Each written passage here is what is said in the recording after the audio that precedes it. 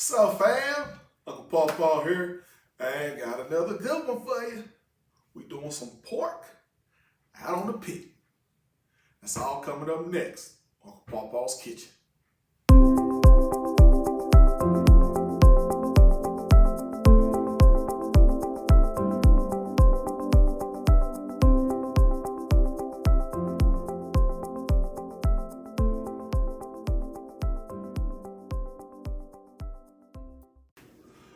All right, fam. Here we go. We talking about the pork, and more specifically, the Boston butt if you're up north, and if you're down south, like here in Texas, we call this the pork shoulder. Now, this pork shoulder comes from on the hog. Pig comes from right here on the top part of the arm. You kind of see the resemblance. All right, and then this bone here is actually the shoulder blade. So, and then you get the rest of it is considered the picnic roast. Really has nothing to do with the butt of the pig. The actual butt is the ham. So go figure. But this is what it is. Beautiful piece of meat. A lot of marbling, a lot of fat inside. See the money muscle right here. And if I can get a hold of it, you'll see here's a little bit of the fat cap. Not much fat, the striations, things like that. So we really here when we preparing this, we really don't do much trimming. I got my knife though, so I'm gonna cut something and I sharpen it. But normally what I do on the shoulder is if I can grab the fat just with my fingers, then I'll go ahead and cut it.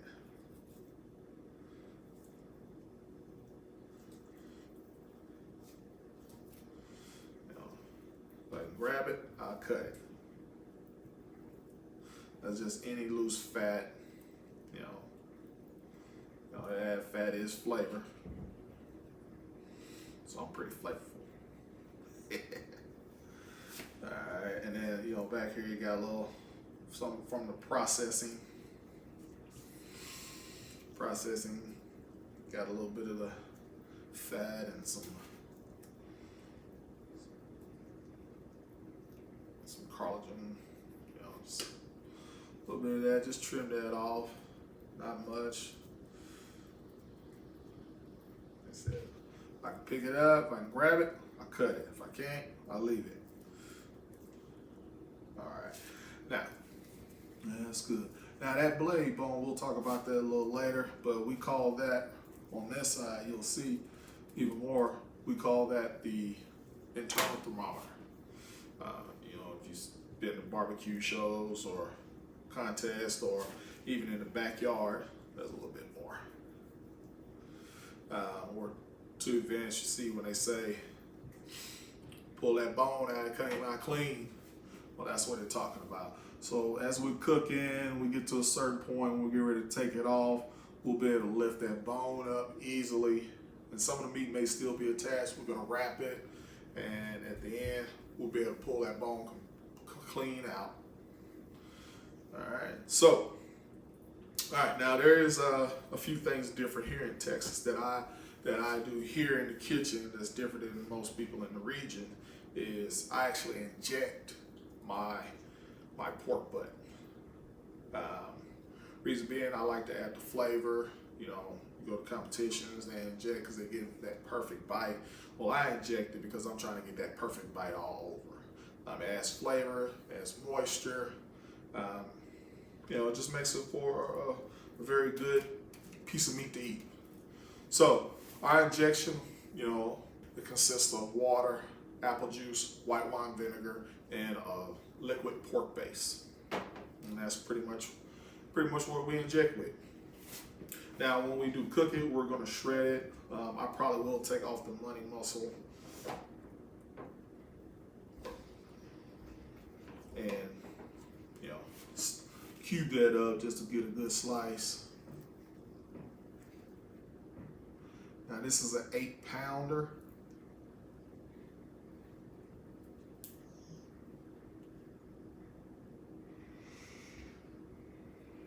So, woo.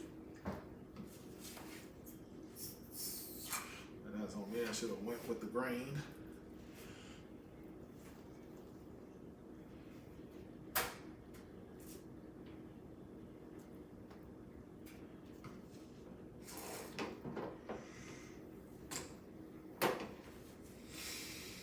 Again, you know, you don't have to inject. Just what, like I said, just what we do here in the kitchen. You know, along with our rub that we use, like I said, we're a little different than most in Texas. Our rub, you know, in Texas, your rub, you know, it's going to be more peppery, you know, heavy on the black pepper, you know, salt, of course, less on the savory units or savory notes of garlic powder, onion powder, things like that. All right, go right under that blade, right above it.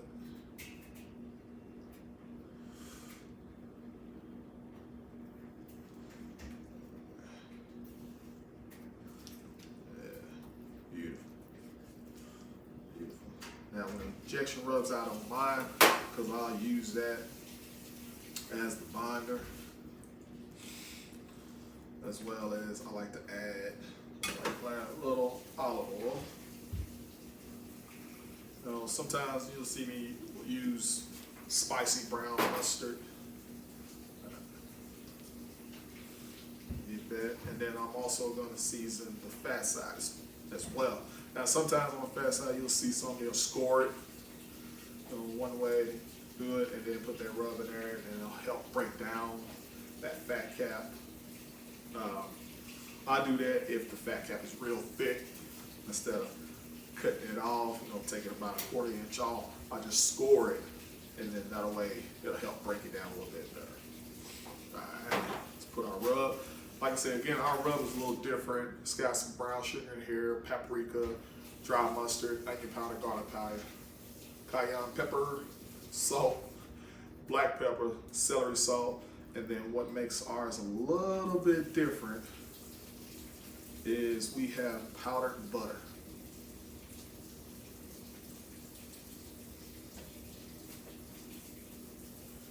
And just, it adds that silky, smooth taste.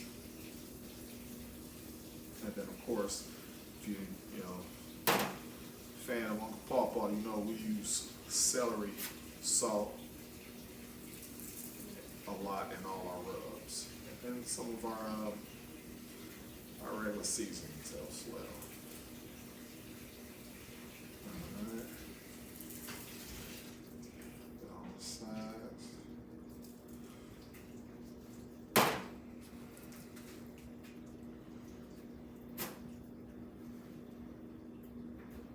And it's going to create a great bark. That's what we're looking for. So that's why, another reason why we're cooking it fat side up. We want a good bark on that fat.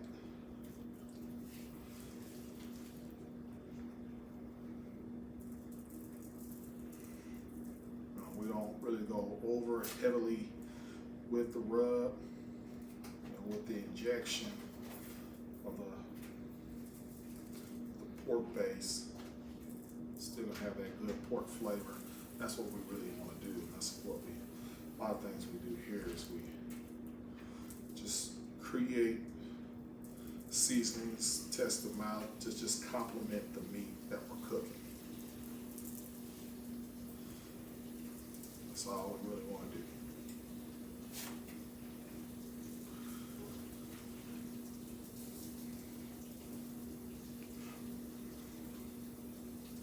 All right. So what we're going to do here is we're going to kind of let this hang out. On my hand, rub it off. Let it hang out. While we go start the pit, I already got the charcoal. All right, so we're gonna let that hang out. Got the charcoal. Go ahead, it's roaring. We're gonna go ahead and add some hickory. For that, I like the hickory flavor with pork, and then also gonna add some wood, some apple wood with it. For that little sweetness. All right, so I'm going to get that set up. I'll meet you at the pit. All right, fam, we out here at the pit. See the coals starting to ash over. But before I add the wood, go ahead and I spray all my grapes. Kind of run low. There you go. Get out there. Get out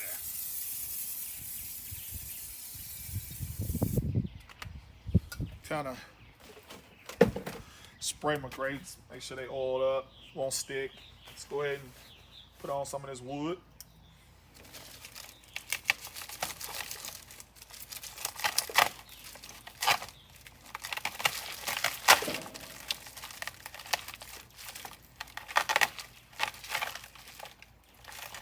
Again, we're using hickory. All right. And good bark.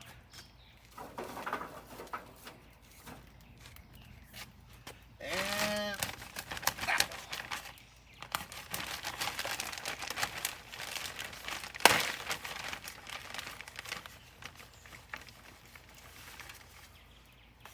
And I like to use logs. Definitely no wood chips. They just burn too quick. It's apple.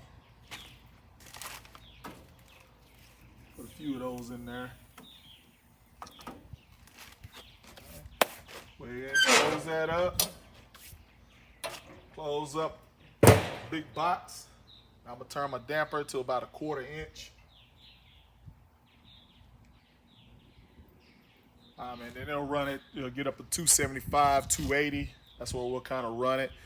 Like I said, being about an 8-pound meat, it'll go about 7 to 8 hours. But we'll put it on here in just a minute, then let it go for about 2 hours before I even touch it. Then we'll come out, I'll probe it, put the probe in there, see, let it get up to a temperature around 160, 165. Then we'll wrap in foil and then let it finish off to up to 195 in the foil. We'll be back. All right, fam, back out here. Got my pork. You can see that the seasoning, the salt, and all that's starting to get into it, starting to make it sweat. So you know it's soaking into the meat. We'll go ahead and put it on.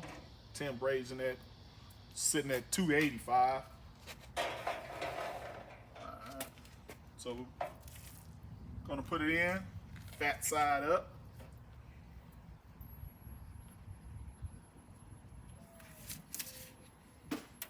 Now we'll let this go, like I said, 2 hours before I even probe it, just to see where the temperature is at. And then, but between then and now, but between then and now, I'm gonna come out after an hour. I'll check the wood, the pretty log I put on there, hickory. It was a pretty big log, and those couple pieces of apple. I'll probably put one more piece of apple in an hour. But I got the vent kind of closed. That's helping me, and it's a 1/4 inch that helped me keep the temperature at 275.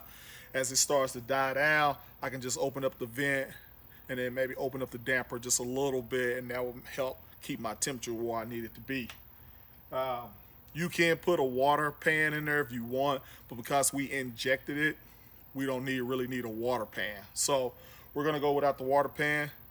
Like I said, I'm gonna come back in an hour, spritz it, check my fire, make sure I keep it regulated, and then in 2 hours, we'll come out. I'll see you again in 2 hours where I'll probe it and just let it go up to temp to 160, and then we'll talk about it again. All right, fam, it's been 2 hours. Get to take a look. I came out, you know, an hour after, gave it a little spritz, threw a little smaller apple wood on there.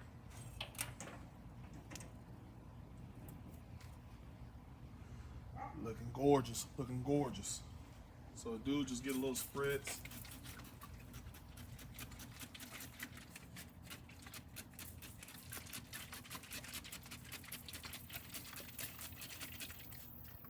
Little spritz. Now we're gonna go ahead and add a thermometer. Get it on.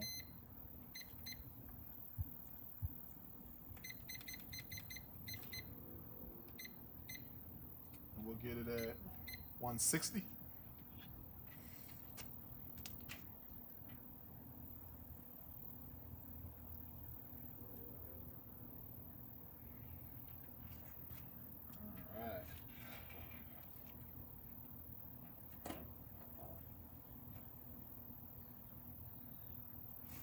All right, so we got sitting at 160. Once it gets up to that time, that's when we'll come out. We'll give it another spritz, double wrap it in full, and then we'll put it at 195. Set the thermometer at 195, and let it finish up in the full until it gets tender. All right, fam, we're back. It's been a little over 2 hours. We had a little rain come through. My firebox is not insulated on Baby Betty here, so it kind of temperature drop. Had to stay out here and monitor it. Move the pork to the hottest side just to keep that temperature going perfectly. So it's about 2 hours and a half. But nonetheless, our temp is up at 162 right now, so I'm gonna go ahead and pull it off. Use my towel so it don't ruin the bark. Put it on the foil, double wrap it in the foil. We're gonna put it back on. Don't need to add no more smoke, just need that heat, and we'll let it get up to a temperature of 195 and we're gonna eat.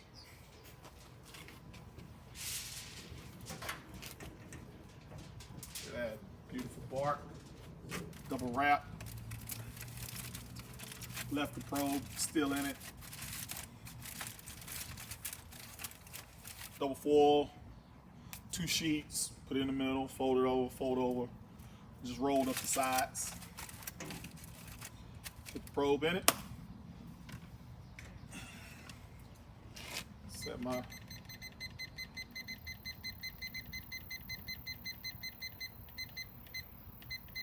to 195, and we'll let it rock and roll. Probably be another 2 hours. We have a little bit of daylight left. Be able to pull it out, but we'll cut it up inside or just rip it apart inside once it's 195.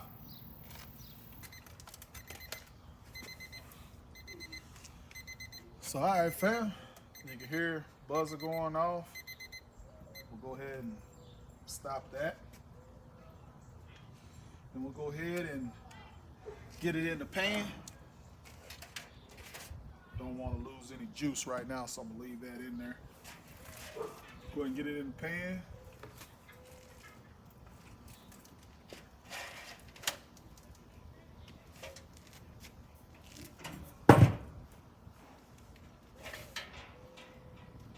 All right, so we'll take this inside, let it rest for about an hour, and then we'll carve it up. All right, fam. It's been about an hour, so we'll go ahead and crack this open together.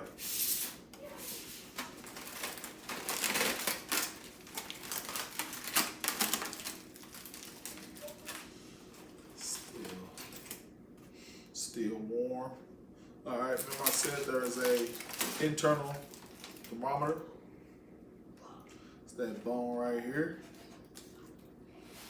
All right, I'm just gonna go ahead and just, whoo, that bone is hot.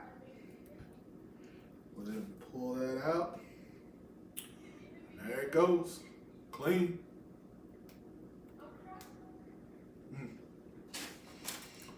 Pull that out.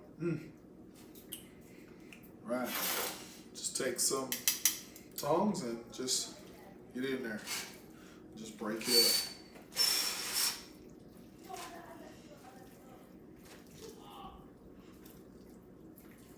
Break it up. Now we got the money muscle right here. What I'll do is take my tongs, pull it right off. It's the money muscle. I'm sorry, can't wait.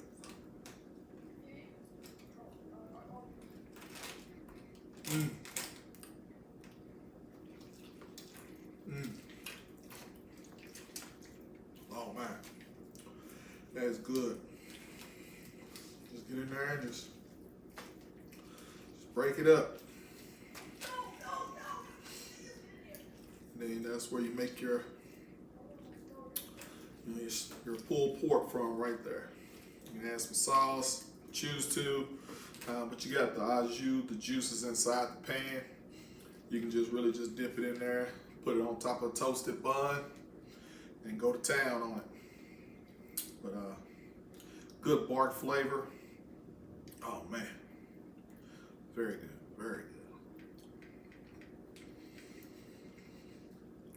pork still nice and juicy, very tender.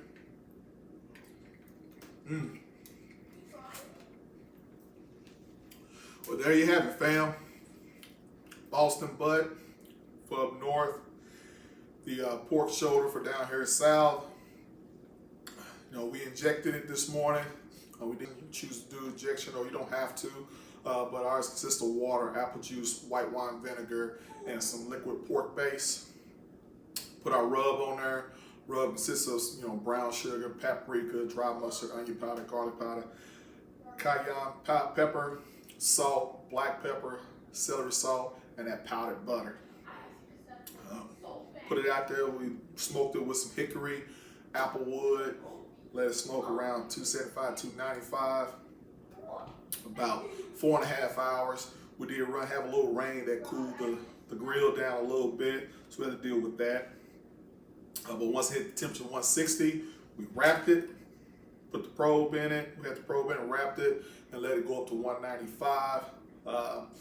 We did run into a stall around 177. It just hung out there for a little bit. It happens when you're doing barbecue out in the pit. Sometimes your meat, no matter what it is, it'll hit a certain temperature and it'll just hang there for a little bit. Just stay patient, keep your fire going, and eventually it'll just take off from there and it'll really start to climb. So we did have that. So total time, about 9 hours. Could have been about 8.25 without the rain, things like that. But no less, still came out good barbecue. Again, as always, try it yourself at the house. Send me a picture, send me an email, tell me how you did. I'm Uncle Pawpaw. You've been watching Uncle Pawpaw's Kitchen. All right now.